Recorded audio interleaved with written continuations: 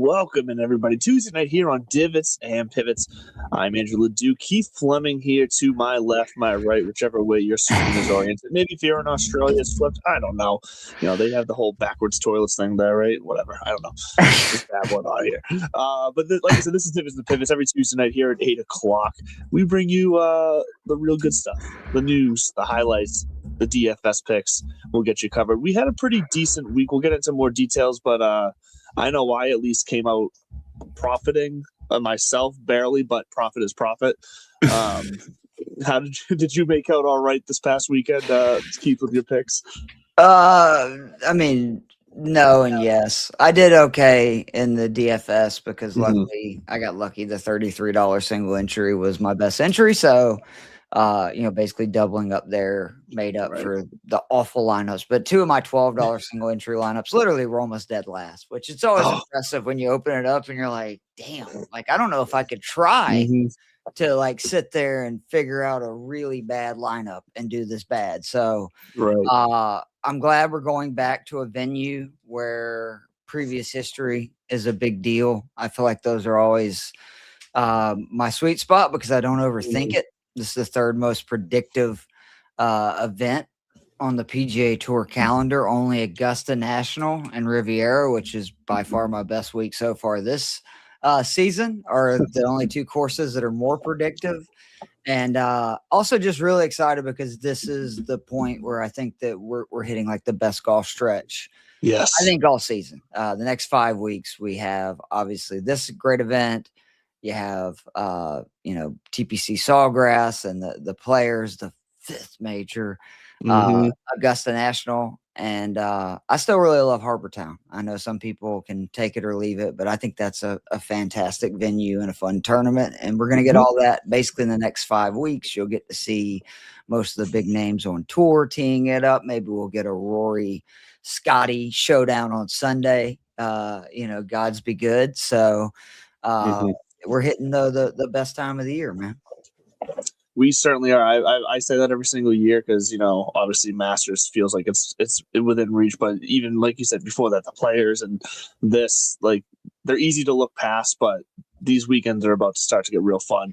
On top of, unfortunately, I don't think I'm going to be able to watch a ton of golf over the next few weeks because it's dance competition season for my daughter. All right. My son's flag football season is just starting this week too, so it's like we're going to be all over the place. It feels like. So we'll see how much golf I actually get to watch. I'll probably be watching a lot on my phone.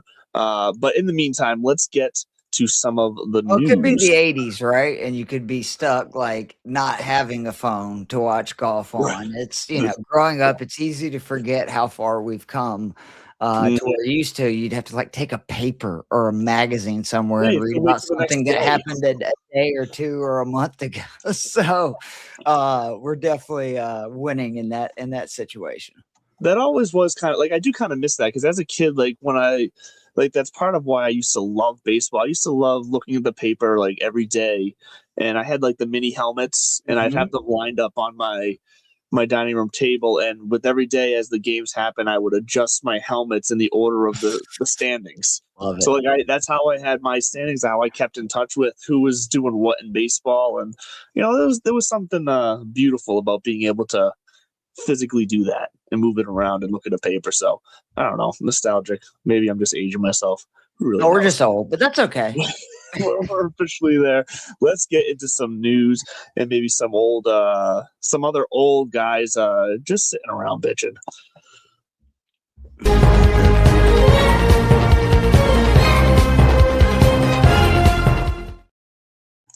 And them old guys sitting around bitching is really not even old guy, but it's Jon Rahm. Jon Rahm. Jon Rahm. He comes out. Golf Digest releases earlier today an article about Jon Rahm's statement on the DP World Tour, who just recently let, I think it was maybe 8 golfers or so, Tyrrell Hatton being the biggest name there, to allow them to play both DP World Tour and Live Golf tournaments, and kind of mixed the requirements about having to play 6 tournaments, pay all outstanding fines, remove all of your any pending appeals you have. Like there's a list similar to what the PGA did.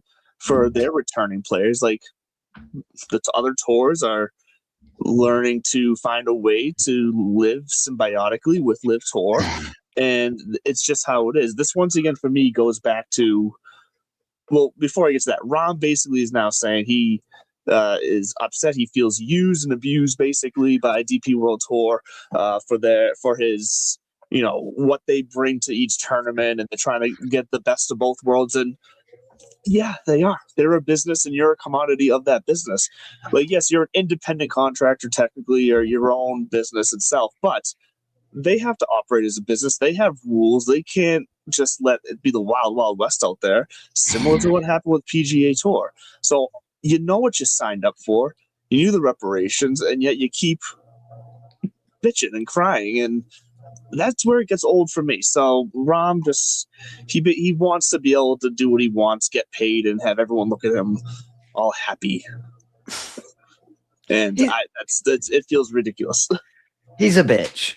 I'll just go ahead and say it. You know, clip it, Okay, whatever. So Jon Rahm officially not coming on the Divots and Pivot show anytime soon. Don't get me wrong. Jon Rahm will whoop my ass. I'm well aware of that. He's a big boy. Like, it would not go well for your boy, but he also ate like 13 donuts in about one hole on Bob Does Sports. I don't know if you saw that, but I mean, I believe it. He definitely looks like he likes to eat, but I it's just like, man, I'm so sick of these guys who make millions and millions and millions of dollars playing the sport that we spend every free moment that we can muster, and every dollar again that our wives will allow, you know, buying golf, playing golf, etc. And then these guys are just like, it's like, dude, I know for a fact you just got paid like 300 million. Like, really, you're this big of a bitch with 300 million in your pocket? You've already won a couple of majors. Like, what is so bad about poor Jon Rahm's life? Like, Sevy would be disappointed. Let's put it that way. I just think he needs to shut up. And what he really needs to do is start playing good golf again. Because in case he hasn't noticed, there was a moment, and I was one of the one pushing that said I thought Jon Rahm was the best golfer in the world. Like, he was next. He was the guy that was next. He had a run there where he looked unstoppable. Well, and then Scotty Scheffler said, I don't think so. Right. And not only has he been passed by Scheffler, he's getting passed by other guys. And unfortunately for him, you know, people can argue about it, whatever. Data shows these guys on the Live Tour have not done well in the majors overall. Like, really, outside of Bryson, right? None of them have a good record. None of them. And Bryson's just an animal to where he's like a machine. He's a robot. Like, he lives, breathes it, and that's what you got to do when you make a decision like they made. And I think that it's fair to question, is it just playing, you know, 3 rounds, which I know they're justifying that this year. Like, I know there's some stuff they're working out. Maybe it will make a difference. I think it's more about just you don't mix it up in real competition. Like, I'm sorry. Like, if you watch a live event, it just does not look like a tournament. Guys are out there having a good time. They've already been paid. And anybody who's ever played in a 5-and-5 bet knows that, you know, somebody presses, all of a sudden you're like, ooh, if I miss this putt, you know, I'm going to be down $30 or whatever. Well, for these guys, it's legacy and, you know, all the other stuff. So I couldn't imagine the pressure. And I just think they're not used to that pressure cooker. So, Rahm, I want to hear less comments about stuff that does not involve you winning golf tournaments, because that should be it. He's not even winning golf tournaments on the Live Tour, if we're being honest. So, yeah, I forget how many wins he has over there, but no, he's not right now. And at the end of the day, like, the decision that him and the others made to go take the money, play a different style of tour, and a big reason for a lot of them was less tournaments and more money, which I get. Yeah. Who wouldn't want to get paid more for doing less? Yeah, fantastic. But now don't turn around and be looking for the same recognition as when you played more. Yeah. Like, there's a sacrifice to be made, and that's it. You don't get the same treatment you got. We're when very you were, loosely using the word sacrifice. Okay, like 100%. Yeah, in the scheme, in our comparison to our life, it's not real sacrifice, but right. you know what I mean. I know what you mean. I just want to yeah. make sure to clarify. It's like you're a bitch, Rahm. Yeah. Like that's what it is. Once again, John Rahm most likely not going to be a guest on Divots and Pivots anytime soon. If it does, you get to see me do a 180 and suck up to him. So, exactly. you know. That's okay. Other news, when it comes to kind of leading into this week, Justin Thomas and Sungjae Im make their return for the season. So Justin Thomas obviously coming back from the injury. We saw him briefly in TGL, which means nothing when it comes to the PGA Tour. Yep. But he's at least we at least saw him. Yeah, we know he's hitting. Yeah. So now he's going to be back this week, which will be interesting to see him actually walk, for a full 4 days. Oh, we'll see how many days, but at least 2 days. And then Sungjae Im as well, coming back. Both of these guys are interesting because we haven't seen him yet this year. But these are two guys who have fairly good history on this course. Mm-hmm. And it's Sungjae Im specifically, we'll get into more detail later, comes at a massive discount this week. Mm-hmm. So it's like you got to really start to, this is where, like you said, some course history and some of the raw historical data is really going to come into play this week. Do you feel either one of these guys can have an impact on the tournament this week? I mean, yeah, it's possible. I more am questioning, this is where you want to come back? Like, this is a venue that I think it's 6 out of the last 7 years, guys are hitting less than 60% of the fairways. Yeah, you got to be on here. The last 7 years, guys are hitting less than 60% of the greens. And this is not the rough we were talking about last week at the Cognizant that you can just, basically blast out of there.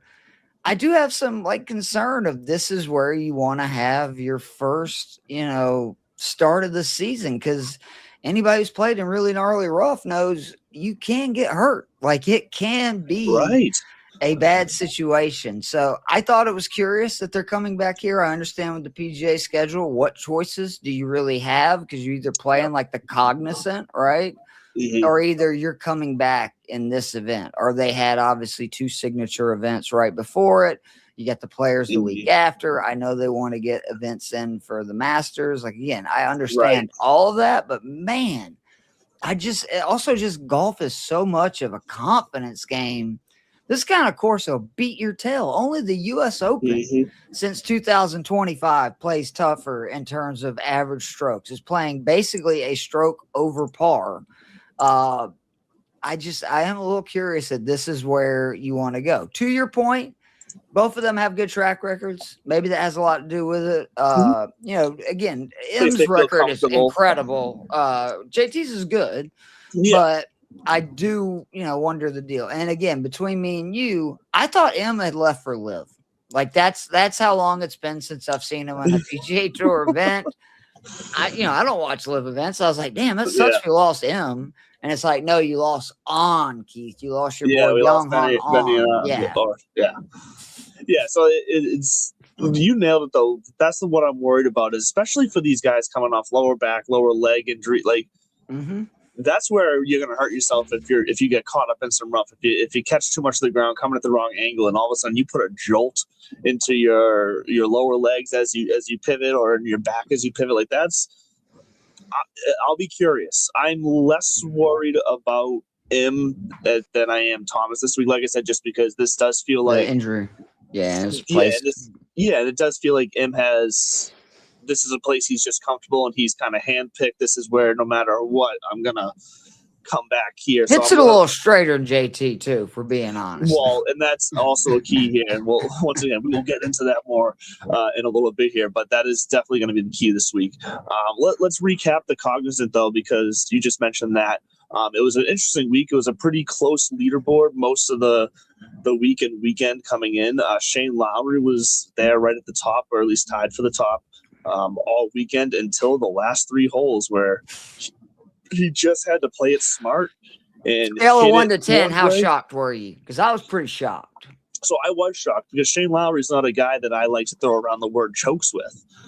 because he's just one of those guys that I think has that factor in him, that it factor, which I think we saw he still does. Like, I'm not questioning if he can bounce back this week, because the way he handled his interview after was just very human, very straightforward. Like, I think he's going to be fine this week. But it was just crazy that he just literally had to like hit it right and just not hit it left. And he dunked it in the water. And then the next hole, he dunked it in the water again. And next thing you know, he's just completely out of it.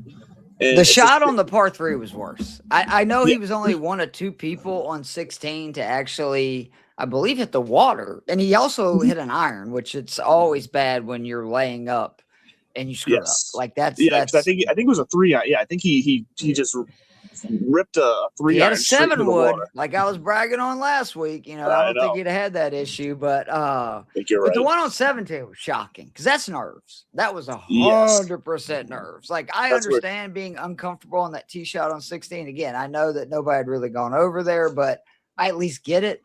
17, it's like you're one of the best iron players on the planet.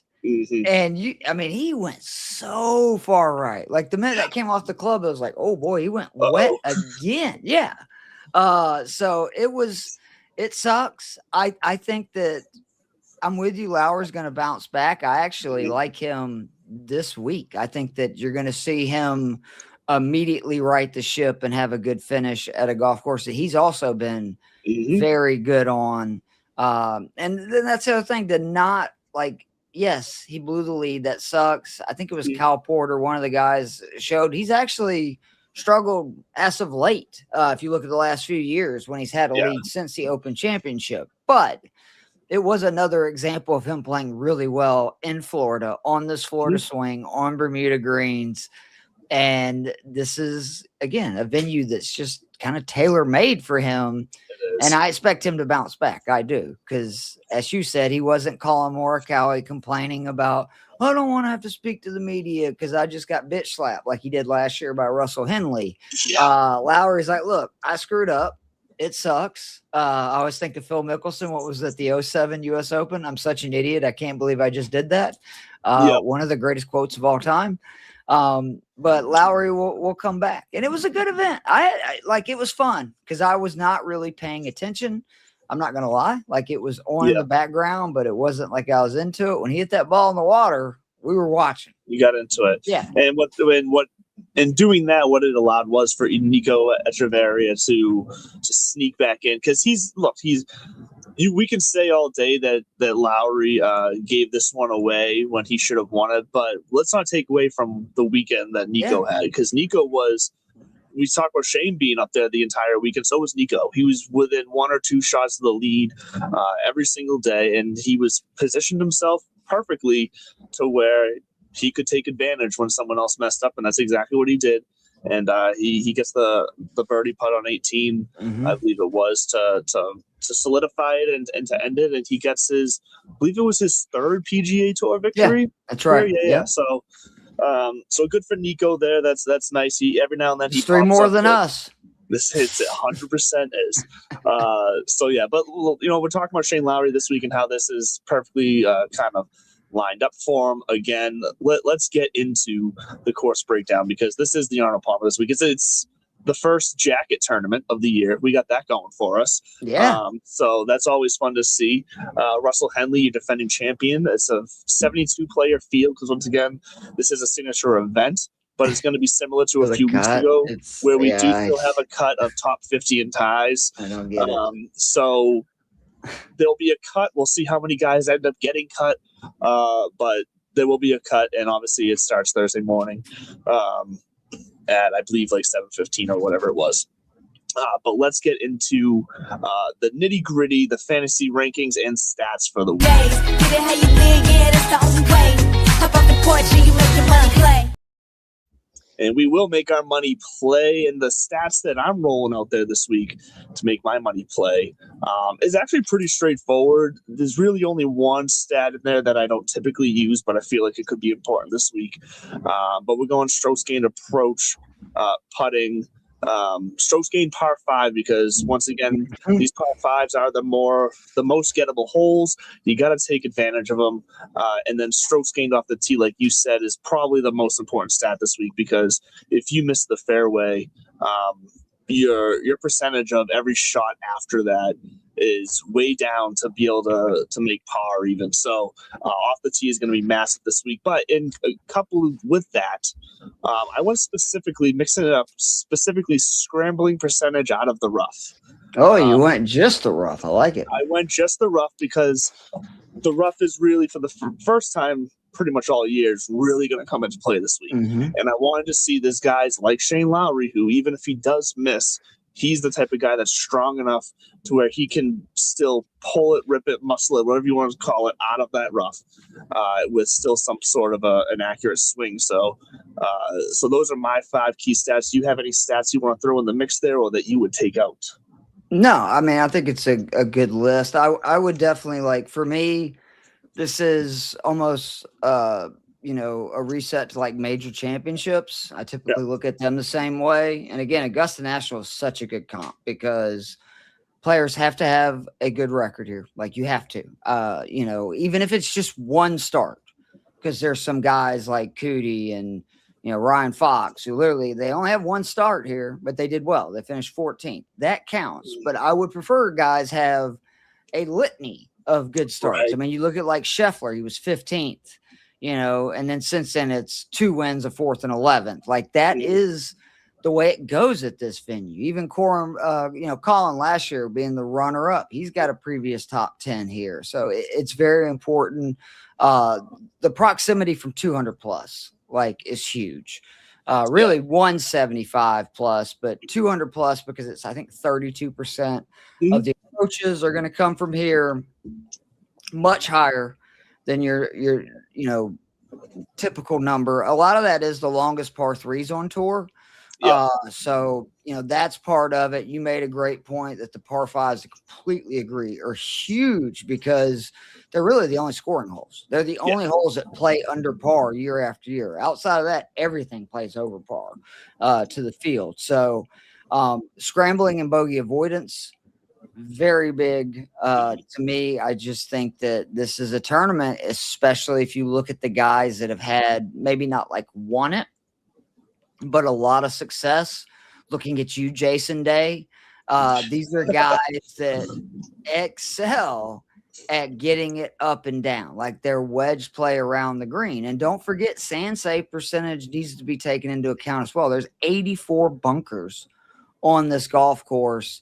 And again, not just bogey avoidance, but, if you have the more, higher metrics at your capability, the water danger holes, they have 9 of them. That, I believe, is the 4th most on tour. So you got to be able to avoid trouble. And then obviously, again, the par 5s are huge. I also am leaning into par 3s. They were a lot higher on my model than normal because I just think with those long par 3s, again, you either have to play par 3s well, or you better be good at scrambling, because I think they're all 215 yards or further. You do not see that at most venues. So you either got to be really good from that number, or either you got to have to, again, those are just, 4 examples of holes you're going to have to scramble to hold on for. But I think you're going to get your typical score, which is somewhere around 10 under par.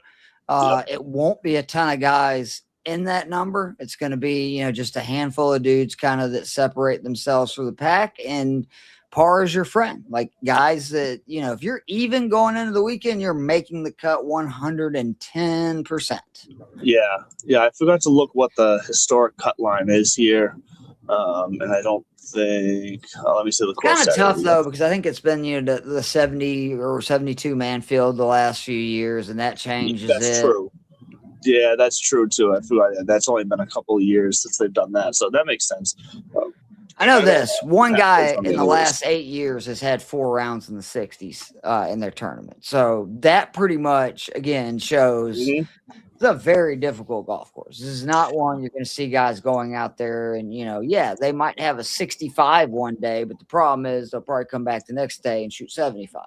Right, exactly. So, but that makes for entertaining golf to watch. So, like, it's gonna be good. I hope I can see some of that amidst all the sports I got to go to this weekend. But all these stats pretty much get me. So I had released yesterday. Released yesterday my top 10 ranked out players for this tournament. And what that wasn't necessarily my top 10 like DFS. Like when I'm going to give my 5-player core here in a little bit. The core is the guys that you can realistically play based like that. I basically take the price into to factor there as well, because for that core, I want to be able to play, if I wanted to, at least 4 of those guys in any given lineup. So you got to take price into factor. But if I'm just talking chance to win, chance to score the most fantasy points, it's pretty much straightforward. Heavy hitters this week for me is, Scotty Scheffler's number 1, Rory's 2, Cam Way Young to go out 3. on a limb there, Andrew. Right, I know. Like Tommy Fleetwood's 4. So now Pearson Cootie's 6. I like 5. that. Sorry, I like Cootie a lot this week. Wait, hold on. Sorry, no. Matthew Fitzpatrick was 5. Pearson Cootie was 6. Henley 7. Xander 8. Ricky's back here 9. Oh, hello. And then Jake Knapp at 10. So like, a lot of either big names, historic names from past, or guys who have just been on heaters so far this year. There's really no going out of limbs there. Unfortunately, like I said, price wise, only one of those guys I just named are priced under $8,000. So that's why you can't just take those rankings and say that's my player pool for DFS, because it's never going to happen. But that is my top 10. Is there anybody that I said there that you think has no business being that high up the list? You know that Jake Knapp is my boy. I know. I don't like that. He doesn't have success here. Like, it's not his fault. I think he's only played once, but yeah, I believe it's only once. That really scares me. Again, Cootie at least can say 14th in 2023. Same thing for Ryan Fox, who is another one of my favorite guys this week. Because I'm not gonna lie, like I really leaned in again on scrambling, the bogey avoidance, and then the 200 plus, and then it's just a bonus if they play par 5s well. And I hate to say this, but I think a lot of people are sleeping on Jordan Spieth, who is one of the cheapest guys on DraftKings. He has finished top 4 in 2 of his last 3 starts here. He talks about all the time these venues that he just likes. This is one of them, because I think it ends up making the golf course. Like, everybody has played Jordan Spieth golf, right? Like, Spieth is typically hitting it all over the freaking lot, having to scramble from all these ridiculous locations. Well, even if you're a good ball striker and you're having a good week, you're going to have that happen at this venue. So it kind of evens it out. I have noticed too, Spieth's like tee to green. The last 4 Arnold Palmer Invitationals, I think he's like top 10. And this, the strokes gain. Yeah, here we go. So strokes gain per round, top 10. You got Scheffler, a whole stroke more than Russell Henley, Corey Connors. Jordan Spieth is 4th. Fox and Cootie are 5th, but remember, they've only played once, so that's going to really skew that. Same thing for Michael Kim, who's 9th, Jacob Bridgman, again, who's 10th. But you got Rory and Bradley in between. So the ones to me that really stand out are the guys that have played here a bunch, and that's Scheffler, Henley, Connors, Spieth, McIlroy, and Bradley, because all of those guys are not just going off of one start. But Spieth, again, like he putts so well. He's such a good scrambler. He's very good out of the rough. And this is a venue that I'd be surprised if he's not, in the mix. And he was actually pretty high up on my model because, again, I leaned really heavy into a lot more of the scrambling, bogey avoidance, that kind of stuff. Right. Totally understandable. And if I had to make an argument against my own words here with Jake Knapp, because you said it, and then I wanted to just look into something really fast. So over his last 36 rounds, this is like more of a trend graph here. So over his last 36 rounds, he peaked with gaining 0.77 strokes off the tee. But ever since then, if you look at his last 24 rounds, down to 0.51. Last 16 rounds down to 0.48. And over his last 8 rounds, he's dropped all the way down to just flat 0 off the tee. So he's trending in the wrong direction, unfortunately, off the tee. But he is trending. Do you think he's going to hit the driver? Or is this one of those courses you could see him hitting that like driving wood or whatever he has off a lot of tees? Because he hits it obviously plenty far enough. I mean, that's what they were talking about. Is this is a venue that you look at somebody like Russell Henley, right? Who is typically, he loses so much. Siwoo Kim's another guy who has a pretty good track record here.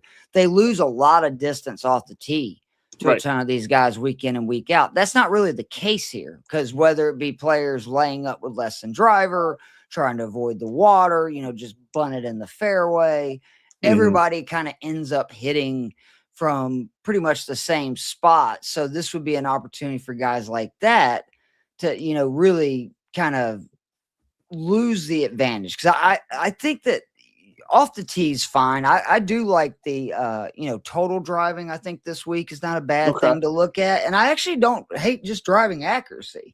Right. Because if you look like when Kitayama won, what was that, like 2-3 years ago, he led the field in driving accuracy.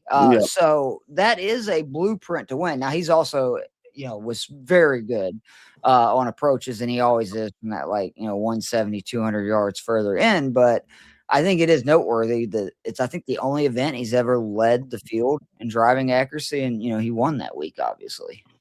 Yeah. So I do think it's going to be a week where he's taking like the mini driver along what is going to be in play, because and I think that's another reason why that 200 plus approach range is definitely the proximity range to go for, because I think that's what a lot of guys are doing. They're taking less than driver off the tee to play it safe, because, you know, the distance isn't really something that you need to force here. So that's what they're doing. And yeah, Jake Knapp did play just once here before. I did double check that.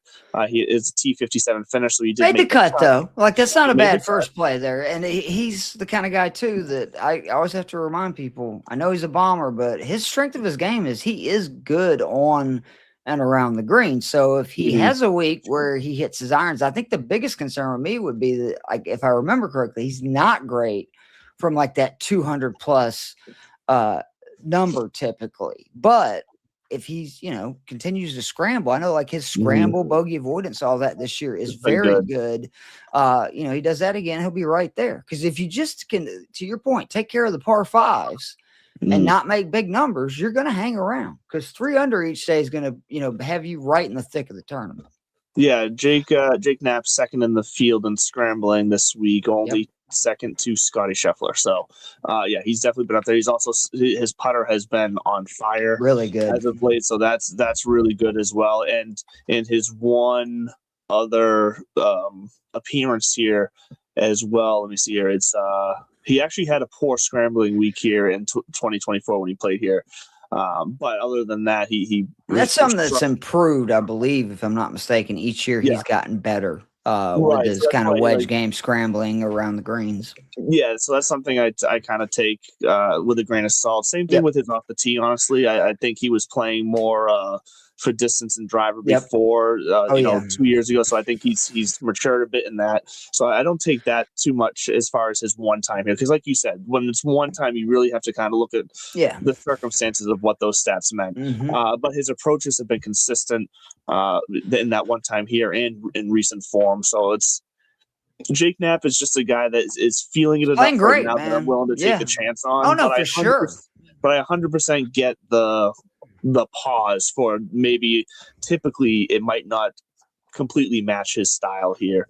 Do you like him or Cootie more? Because that's two guys both playing well, both coming in with only one start here. And I know, again, Cootie, you know, technically did better. He had a 14th to his 55th, but I'm just saying two guys that play a very kind of similar game. Cootie's also been well at scrambling, because the one thing I would recommend in your DK lineups and also your betting cards, I wouldn't get carried away, right? Like, it's okay to have one guy potentially that doesn't have a lot of experience that you really like. But I think you start loading up lineups with guys that have a lot of experience here. That's how you can end up, you know, unfortunately having guys miss the cut, which it's a real penalty in these size fields if your player misses the cut, because most people's guys are going to make the cut. Yeah, most people have so 6 lineups.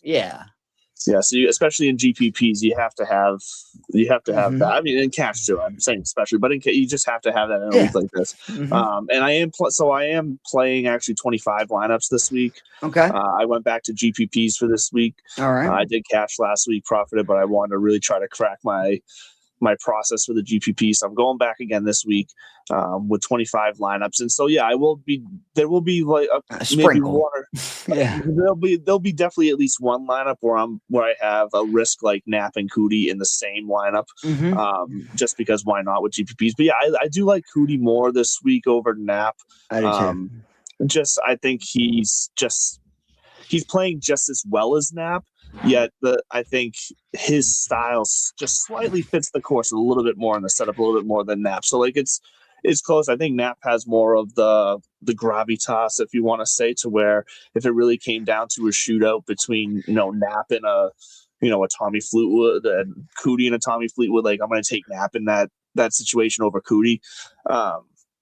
But I like Cootie overall, and especially at $1,000 cheaper than that. That's another reason that plays into it.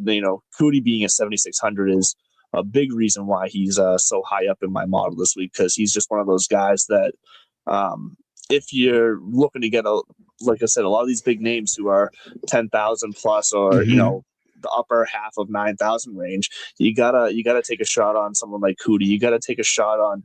Let's see, who are some of the other cheaper guys I have in here. Keith Mitchell again. Yes, that a boy. Cashmere Keith Mitchell. Let's go. I actually I gotta double check my. I don't have it up in front of me. I believe Keith Mitchell is one of my top 3 highest exposed, because I already built my lineup, so I think he's a top 3 high exposure for me this week. I mean, don't forget 2 top 6 finishes here from 2019 to 2023, 3 top 10s. This is a course built for Keith Mitchell. He is somebody that drives the ball extremely well, extremely straight. He hits a lot of greens in regulation. He's 20th on tour right now in that. And again, if he can putt well, that's the one thing, is he does struggle. But I mean, even bogey avoidance this year, he's 52nd, which is up from most years. I really like Ryan Fox, Nick Taylor, Andrew Putnam. Those are kind of the cheap guys that I keep circling over and over again. I'm hearing a lot of Nick Taylor from a lot of guys so far this week. So Nick Taylor's definitely, he's in my model too. I'm sprinkling him in, but not as much as most, just from the ownership standpoint. I feel like there might not be as much of an edge there, but I mean, with 25 lineups, he's made the cut 3 or 4 times here. The big thing for me is just he's so good scrambling. Like if you look at it right now, he's 5th in scrambling, 7th in scrambling from the rough. So whether it's fairway or rough, he's elite. Obviously, his bogey avoidance numbers are typically good. The big thing for me is his ball striking numbers. They're not great right now, right? But they're still good, right? He's 47th on strokes gained approach, 44th tee to green. He's 43rd around the green. But we all know he's typically one of the better long iron players on tour. And if he gets hot, like he's more than capable of, from that 175, 200 and further away this week, he's got a great chance, because again, he's such a good scrambler and he's a really good putter on Bermuda greens is the other thing. Yes. So no, he definitely is. And the other guy that I'm also taking a chance on so the one guy I'm kind of ignoring course history on this week, and favoring current form, mainly because with the eye test and in the way not just how his numbers have lined up, but if you just watch the way he's played his game and attacked these courses so far the last few weeks, I am going back to Nikolai Højgaard. Even though he's missed the cut the last 2 times he's been here, feels like he's playing different than he has in those other years. And that's one of those eye test things where at 7,200, Nikolai Højgaard, who just, lit it up this past week, and obviously he didn't win, but as far as a DFS standpoint, he was putting up numbers, he eagles, and he makes a lot of birdies. Yeah, makes a lot of birdies. So doing all the things that you need to do. So at 7,200, I just feel like that's purely a value play, to where he's someone who should be able to easily return value if you're playing him in cash or GPP. Your whatever multiplier you're using, I feel like Nikolai Højgaard can cover that spread for you and return that value, because I just think he's playing too good right now for 7,200. Where are you at on Thagala? Because he's the other guy I really like this week. He missed the cut here last year, but he was playing awful. Like, if you remember, last year was just a down year for Thagala overall. It was. Prior to that, he played very good. 6th in 2014, 14th in 2024, and 14th in 2023. He's, really good on and around the greens, top 35 in both strokes gained around the greens and strokes gained putting, 25th in scrambling, 5th scrambling from the rough. I know that's a big deal for you. Yep. He's still top 30 in bogey avoidance. The big thing for me, playing par threes very well. He's 38th, but also 12th in par 5 scoring, which we know is going to be a big factor this week. I really like him at 6,800. I think him and Ryan Fox are probably the two guys I feel the most confident in that are under 7K. Yeah, no, the value for him is definitely there. It really comes down to, like, I feel it's, for me, just hasn't been hitting it straight enough recently. And that's where I'm struggling with. Historically, he's done decent here. Like, he's been able to handle this golf course in the past. So it could be he's worth taking some chances on, because it could be a get right kind of week for him. In a week that, like you said, a lot of guys will struggle. So for a guy to have a get right week somewhere people struggle, that would mean big things from a DFS point, from winning bets, value, whatever. So, like, I don't mind Thigala at all. He's just not someone that I was gravitating to when I was putting my list together. So he didn't make my final player pool list. I got you. I don't mind him because, like I said, so 6,800 is a good reason to go for him. I would just rather take a chance on Sung J M at 6,500. Ooh.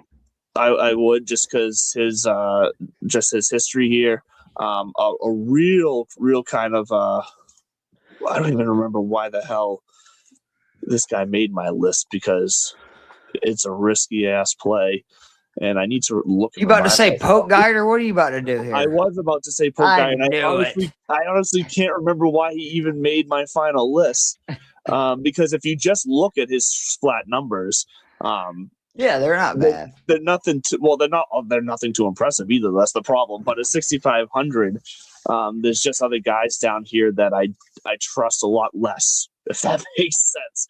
Ryan Gerard at 72, he just hasn't played here, so, like, it's I'd say, you got guys though like Patrick Rogers, who, again, good track record here. You got Brian Harmon, who's got a good track record here. What I always tell you guys with Hosh, every time you're playing a really difficult venue, that irons and accuracy is a big deal. Tom Hosh should be somebody that you consider. Novak to me is interesting.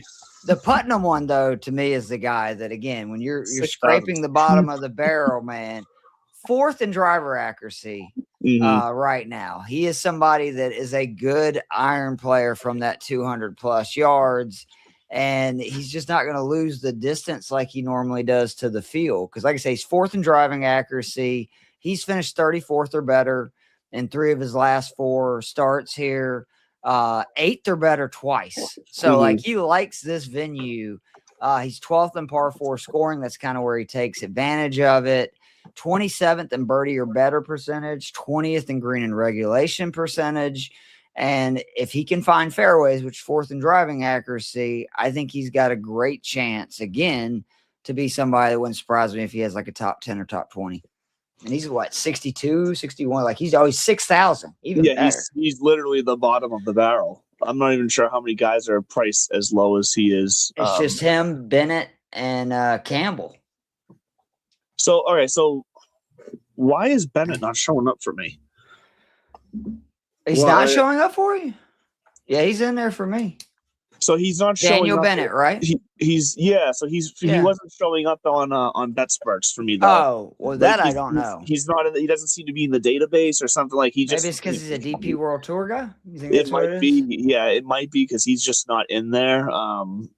So, but I've also been hearing a lot about Bennett this week. I just didn't, unfortunately, have the stats in front of me to be able to pick him apart. But I've been hearing everyone else talk about Bennett. So that's definitely someone that for that 6K. I mean, and he's super talented. I mean, that's a young, potential superstar. So you're going that way on total, again, talent, which that's what happens at a lot of these, fields. We'll do the same thing in the majors, right? Where you have a guy that who knows what they're going to shoot. Like this is probably the biggest tournament that Bennett's ever played in. But he also has the talent to where it wouldn't shock me. And these guys are so unafraid of the moment now that he goes out and shoots 66, 66. It wouldn't shock me.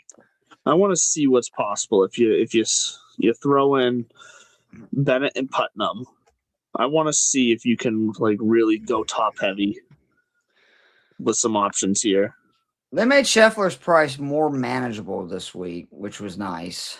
Yeah, so that's too many right there. Let's see, but if you I can go ahead and tell you because I've done it. You're gonna have to play all 3 6K guys to get Rory and Scheffler in it, and that gives you a little wiggle room. Yeah, so I was actually more so looking at, just because I felt like it was more realistic, Rory and Fleetwood, and mixing in. So that gets you down to 6,500 if you go. If you try to squeeze in Rory, Fleetwood, and Morikawa. Where are you on Morikawa this week? Oh, I love him. Yeah, okay. I mean, I like him too. So I was just curious. He seems to be the ultimate ball striker. I mean, people seem to be scared of him this week for some reason. I've been hearing. Well, I mean, you should be scared of him because you never know which one's going to show up. I get that, but I mean, if we're talking about, he finished runner-up here last year. His ball striking metrics are absurd, which they normally are. He's playing par fives really well, which is huge again this week. He's top 20 in that. And I just you're telling me again that he's a pretty big discount in this field when 8th tee to green, he's 23rd strokes gained off the tee. He's one of those guys that can go out and just absolutely ball strike a golf course to death. And this is one of those courses that you can win that way. I mean, just by going out and basically hitting the ball better than other people. The real question is Scotty Scheffler going to show up gaining strokes on the green or losing them? Because you look his last 4 starts here, 2 of them, he gained strokes. He won the tournament basically easily. 2 of them, he lost strokes, and he still finished no worse than 11th. Right. And I believe he's gained strokes now. It's in 50 or 55 straight rounds. It's something ridiculous. So if that Scheffler shows up, it feels like they're all playing for second. And that's fair. And I did just so I don't mind it for when trying to go top heavy with as many of those top guys here. If you did play Putnam, Bennett, and M, all guys 65 and less. Yep. You can do a lineup where you have Rory, Xander, and Fitzpatrick. You can do a lineup where you have Rory, Fleetwood, and Morikawa. I'm sure you could do a lineup. I didn't do the actual math, but if you mix Scheffler in instead of Rory, you probably just have to drop Morikawa down to someone in the 7K range or something like that. But it's definitely. I'm going to try to do that right now. Actually, why not? Why not edit some of my lineups right now? Because you can. I mean, for instance, I have a lineup right now that is, you've got Ryan Fox, Hideki, Rory, Morikawa, Putnam, and Tagala.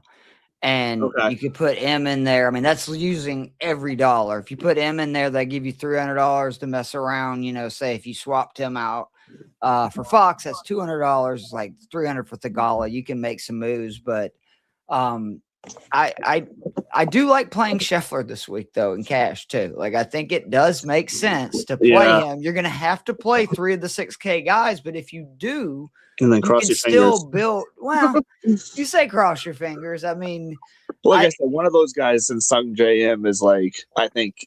I can't be going with Sung J and cash. I agree with you for multi-entry, but I can't roll with him right out the gate. Same thing with JT at this venue and a cash lineup. That's fair. I understand that. That's fair. Cash and GPP is just completely different animals. Of course. Completely different. But look, that's I know you got a fantasy 6-pack coming up here at 9. So real fast, I can't believe I haven't even had to do this once since you've been my co-host here. But where can people turn off here and tune over to fantasy 6-pack coming up in a few minutes, actually? Well, you can obviously go to the Fantasy Six Pack YouTube channel. If you subscribe while you're there, that'd be awesome. You can usually find the show. We kind of typically run it at the same time on both Twitter and Facebook. And then if you go to fantasy6pack.net, I do an article each week for the tournament. And then for our premium all access members, it's I think it's like $7 or $8.50 a month. I provide cheat sheets each week, which is with DFS and betting plays, obviously notes. You can contact me in Discord if you have questions. And the other thing, though, is it's not just my golf plays. The baseball stuff that they have in there is phenomenal. Dave Eddy has been on a heater for now about a year with player props and stuff. We have a betting cheat sheet that they update every day. There's just a lot of good stuff on there. And, let's be honest, with all the crap that I'm sure you're subscribed to, what's, $8.50 for the right to tell me on Discord I'm either a genius or an idiot after, my place for the week. So we got some comments in the chat before we get off too. We are not watching cricket. I don't know if you are, but I am not.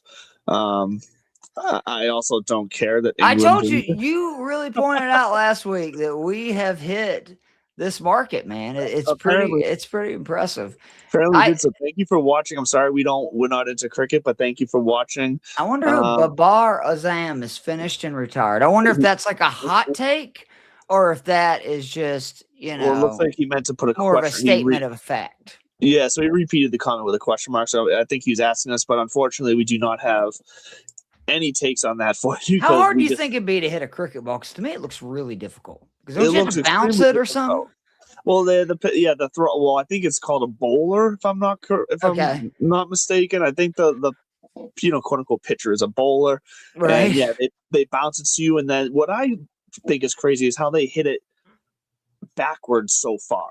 Right. They put the cricket bat down flat, and then they just flip it up, and the thing goes. For whatever it's called, I don't know. It's not a home run, but you know what I mean. Sorry if we're butchering your sport. Thank you for watching our show on our sport here, golf. But I'm also not going to try to say your name. I don't want to be offensive, so I'm sorry. But thank you. Please come back again. You definitely don't want my country ass trying to pronounce it. So you can teach us a little bit about cricket in the comments. But look, every Tuesday night, 8:00 here on YouTube, every Wednesday morning on Apple Podcasts, Spotify. You can find the audio. I'm Andrew LeDuc. This is Keith Fleming. We are Divots and Pivots, and we love you. And as always, stay classy, my friends. Keep them in the fairways, boys.